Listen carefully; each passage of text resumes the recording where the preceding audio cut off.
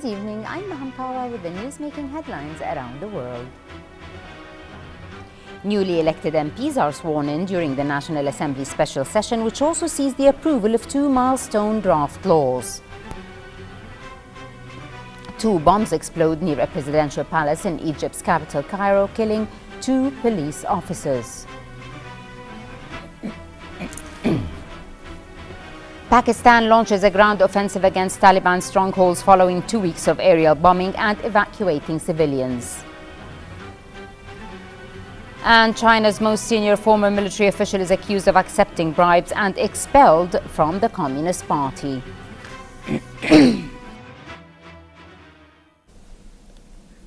In our first item, Bismillah ar-Rahman ar-Rahim, His Highness the Emir Sheikh Sabah Al-Ahmed Al-Jaber Al-Sabah sent a cable of congratulations to His Excellency President Joseph Kabila of the Democratic Republic of Congo on the occasion of his country's National Day.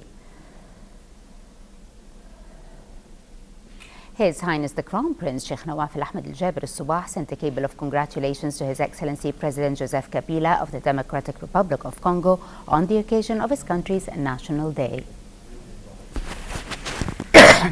And His Highness Sheikh Jabal Mubarak Al-Hamad Al-Sabah, the Prime Minister, also sent a similar cable of congratulations.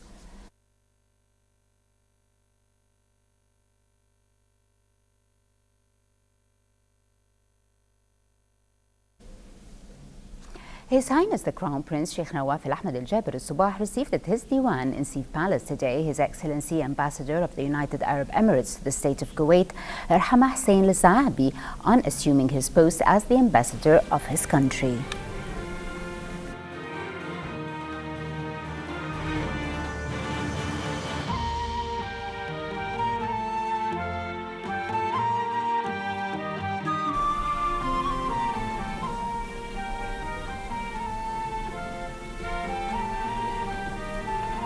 His Highness also received at Sif Palace this morning His Excellency Ambassador of the Islamic Republic of Iran to the State of Kuwait, Ali Rida Anayati, on the occasion of assuming his new post. The 2 meetings were attended by His Excellency Undersecretary of His Highness the Crown Prince Diwan for Protocols and Ceremonies, Sheikh Mubarak Sabah Al-Salam Mahmoud Al-Sabah.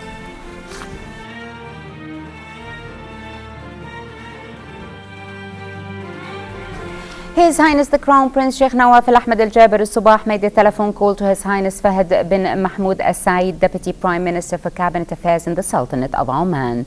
His Highness expressed his deep felicitations on the holy month of Ramadan, wishing for many happy returns and His Highness to enjoy the best of health and happiness and the Sultanate of Oman greater progress and prosperity under the prudent leadership of His Majesty Sultan Qaboos bin Said.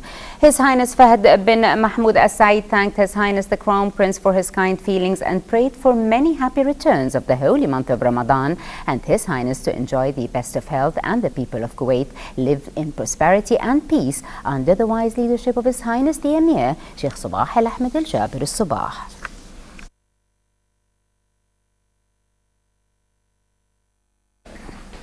The National Assembly held its second special session under the chairmanship of Parliament Speaker Marzouk Ali Al-Ghanem, following the National Assembly by-elections that were held last Thursday, June the 26th of 2014, in the 2nd, 3rd and 4th constituencies. The 5 newly elected Kuwaiti lawmakers took the constitutional oath before Parliament. The special session also saw MPs approve 2 draft laws that are considered a milestone in Kuwait's parliamentary endeavours. Sarah Fariscope has more from the National Assembly building.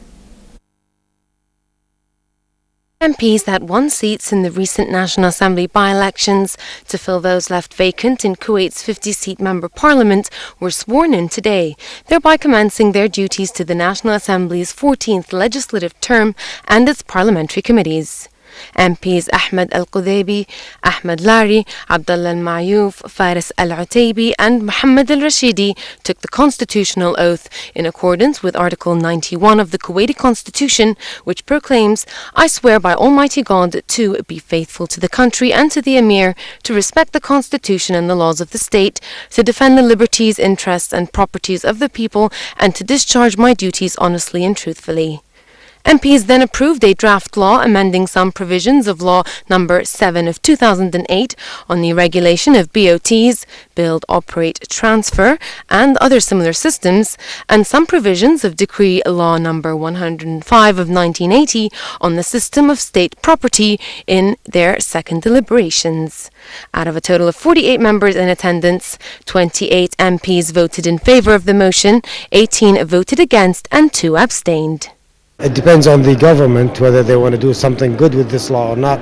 If they are going to start working on the BOT projects and starts offering the different opportunities that is available for the private sector, or allow the acceptance or the receiving of offers from the private sector on the different projects and so forth.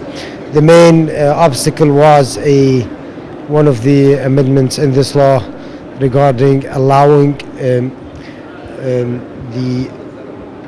the committee enforcing this law to grant companies that are related to education and health to sign a contract with the government for 50 years, and then this contract can be renewed again for another 50 years. The National Assembly then approved a bill to grant end-of-service allowances to both civilian and military employees, as well as to workers in the private sector. The bill was approved in its first and second deliberation, with 52 votes for and 1 abstaining, out of a total of 53 members in attendance. There are different occupations here in Kuwait that have different pension plans and so forth. The new law normalizes this and makes everybody in one system, and of course it's not going to touch what workers and employees are receiving today, but starting the day that this becomes an effective law and it's published in the official paper, every new employee that gets into the market, whether it was the private sector or the governmental sector, will have to abide by this law. Earlier, the National Assembly nominated a number of MPs to fill vacant seats in some of the incomplete parliamentary committees. MP Ahmed Larry was nominated to occupy a seat in the Financial and Economic Affairs Committee, Mohammed Al-Rashidi in the Legal and Legislative Committee, Ahmed Al-Qudaybi in the State Budget and Final Accounts Committee, Abdullah Al-Mayouf in the Health, Social Affairs and Labour Committee, and Faisal Ataybi in the Foreign Affairs Committee. Dr. Aouda Al-Ruwai'i and Yaqub Al-Sani for the Family and Women Affairs Committee, Abdullah Al-Mayouf for the Human Rights Committee, Dr. Abdullah Al-Tureji for the committee tasked with the discussion of the directions of His Highness the Emir. Today, the newly elected 5 MPs that won seats in last week's National Assembly by-elections were sworn in, effectively commencing their duties to the Assembly, and MPs were also nominated to fill these seats left vacant in the concerned parliamentary committees. In addition, 2 major draft laws were approved, all in all resulting in an extremely fruitful session, considering it is only the second day of the fasting Muslim month of Ramadan. From the National Assembly headquarters, this is Sarah Gleb reporting for English News. Moving on to the situation in Iraq, where international organizations have urged the establishment of humanitarian corridors to provide aid amid the fighting, with 1.2 million people having been displaced by unrest this year in Iraq. Fighting is raging in Iraq following a lightning offensive this month by extremist militants that have killed more than 1,000 people and displaced tens of thousands. More in the following report. The flow of displaced people in Iraq shows no signs of stopping as the clashes between militants and Iraqi forces continue. More than 1,000 families took refuge in a camp for internally displaced persons in Diyala province after militants and Iraqi forces clashed near the city of Ba'quba.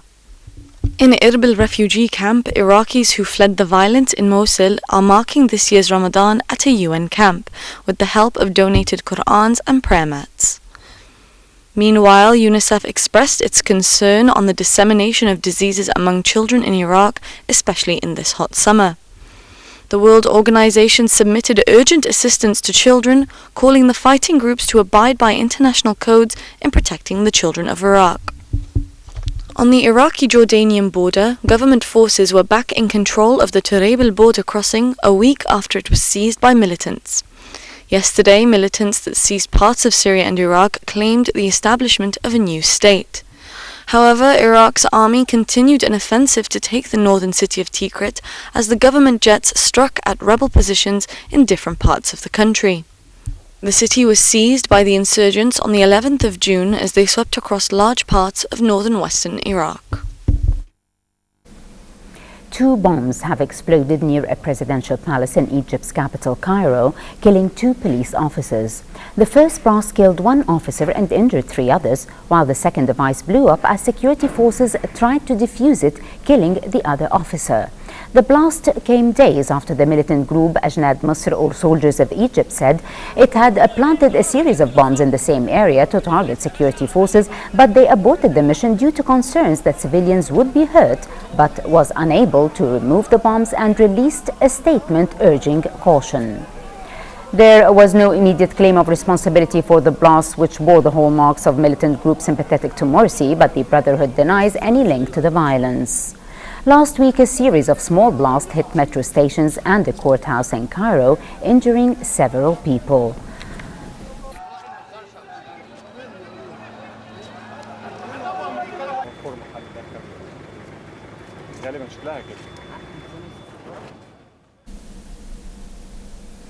Tensions continue to grow between Israel and the Palestinians. Israeli Prime Minister Benjamin Netanyahu warned of an all-out war, saying that the Tel Aviv regime is ready to expand its military operations in the besieged Gaza Strip. Hamas is currently observing a ceasefire with Israel reached in 2012 after they fought an 8-day war that left 170 Palestinians and 4 Israelis dead. More in this report with Majd El-Wahidi from Gaza. Tensions continue to grow between Israel and the Palestinians. Yesterday, a Palestinian was killed and 3 others were wounded as Israeli warplanes struck the southern Gaza Strip. Following this, at least 14 rockets were fired at southern Israel by Gaza militants overnight. The coming confrontation will be crucial and painful for our enemy. Sooner or later, the war is going to happen. We are not far from Israel. We will keep resisting them. We in the Mujahideen Brigade in Gaza are ready for the next war.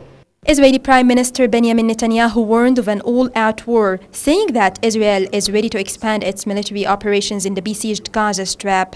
Hamas is currently observing a ceasefire with Israel reached in 2012 after they fought an 8-day war that left 170 Palestinians and 4 Israelis dead. However, the military wings of other Palestinian factions fire rockets from Gaza into Israel.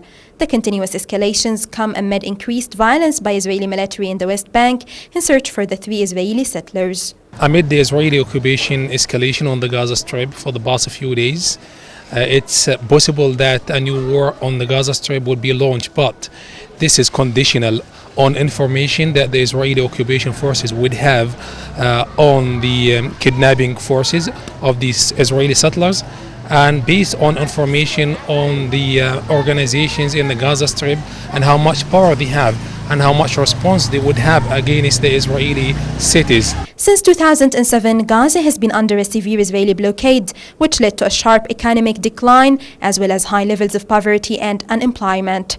Many local and international observers have been calling for an end to the collective punishment. Between Israel's imposed siege and the continuous airstrikes in the pretext of security, Gaza's 1.8 million residents remain trapped with no solution in sight. Majd El-Wahidi, Kuwait TV, Gaza. Pakistan launched a ground offensive against militant strongholds near the Afghan border today after evacuating nearly 500,000 people from the tribal region. The ground offensive is the second phase of a long-awaited operation against militants in the North Waziristan tribal area. Footage provided by the army today shows armed Pakistani soldiers on the ground, military helicopters overhead and troops firing heavy artillery rounds towards the militants' position.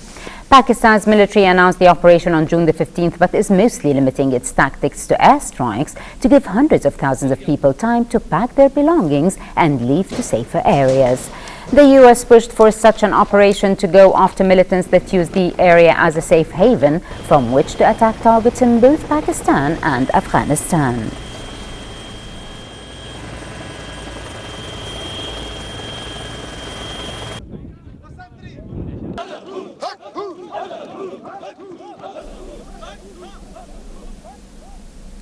China will court-martial one of its most senior former military officers on charges of corruption, the highest-ranking official to date, cut down in President Xi Jinping's battle against deep-rooted and pervasive graft.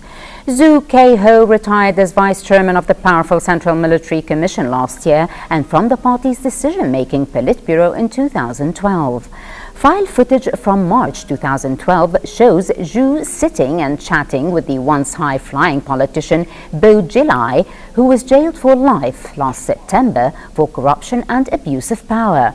Xi heads the Central Military Commission, which controls the 2.3 million strong armed forces, the largest in the world.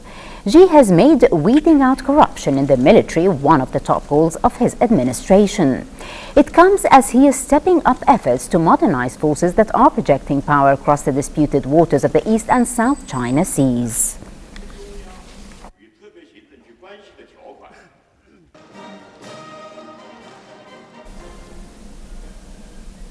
The Italian Navy intercepted more than 5,000 migrants in the Mediterranean over the weekend, but found 30 dead bodies on one of the boats that was heading for Sicily. Initial reports said the migrants had suffocated because they were packed in so tightly. It wasn't clear if the boat was taking on water when it was rescued. The boat was carrying nearly 600 people, and the remaining 566 survivors were rescued by the Navy frigate and were headed to the port of Pozzaleo on the southern tip of Sicily. Video footage released by the Navy today showed overcrowded boats at sea being intercepted by Navy rescue teams from the previous 2 days. Officials say the number of people attempting to be smuggled swelled this year due to the increasing instability in Libya. Italy insisted that the European Union shoulder more of the cost and burden of the rescue operations and says it will use its EU presidency starting tomorrow to press its case.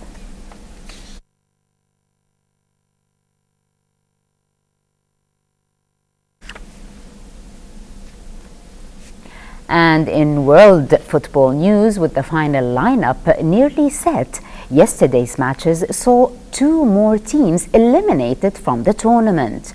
The Netherlands defeated Mexico 2-1 and secured its position in the quarter-final. Mexico goalkeeper Guillermo Ochoa was named man of the match. By full-time, Costa Rica tied with Greece at 1-1, but came out on top during the penalty shootout, beating Greece 5-3.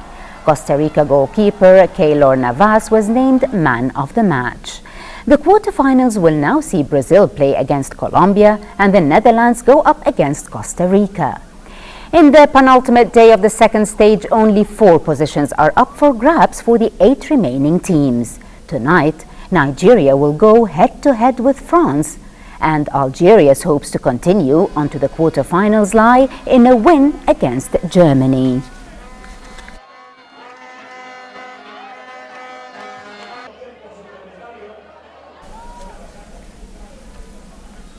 And in our final item tonight, the local business news where KSSE's weight index hit the red zone, closing today's session at 469.7, losing 2.39 points.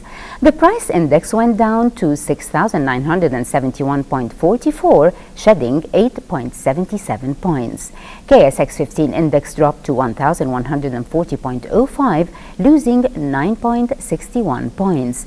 Number of trades amounted to 2,922 transactions, worth 14.5 million Kuwaiti dinars, with 120 million shares changing hands.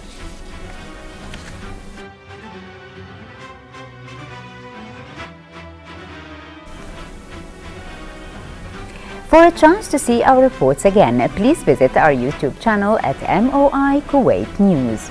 Well, with that, we conclude our news bulletin. Thank you for joining us. Have a pleasant time. I'm Maham Tawa. Before we go, we remind you once again of our headlines. Thank you.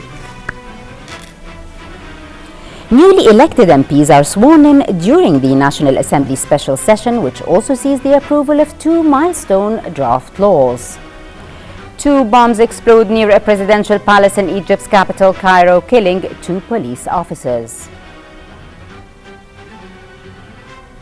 Pakistan launches a ground offensive against Taliban strongholds following 2 weeks of aerial bombing and evacuating civilians. And China's most senior former military official is accused of accepting bribes and is expelled from the Communist Party.